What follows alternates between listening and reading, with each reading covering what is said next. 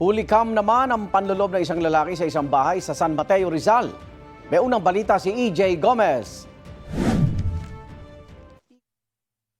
Sa kuha ng CCTV sa isang apartment building sa Barangay Ampid 1, San Mateo, Rizal, pasado alas 5 ng madaling araw nitong linggo, kita ang isang nakasombrero at nakashorts na lalaking naglalakad. Lumingon-lingon siya sa pinasukang gate at saka sa dumiretso ng lakad paakyat. Sa second floor, naglakad ang lalaki, sumilip sa bintana at tinangkang buksan ang gate sa dulo. Nang hindi niya ito nabuksan, umalis ang lalaki at umakyat sa third floor ng apartment building. Nagmasid-masid ang lalaki na nakasuot na asul na long sleeves at itim na sling bag. Saka umalis at bumaba. Pagbalik niya sa first floor, kita ang lalaking tila may inaabot sa bintana ng isang bahay.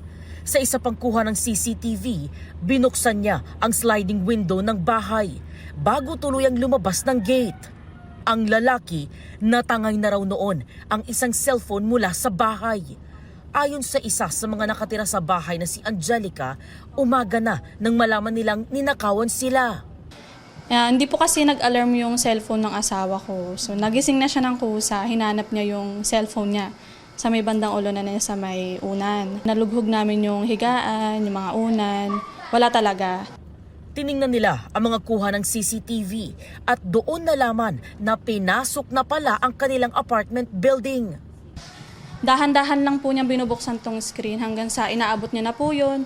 Siguro po mga 2 minuto lang po yun na nakuha niya po kaagad yung cellphone. Nagtry pa nga po siya dito buksan yung doorknob pero si lock po di niya na ma-open. Nasa 15,000 piso raw ang halaga ng ninakaw na cellphone. Na-i-report na raw sa barangay ang insidente.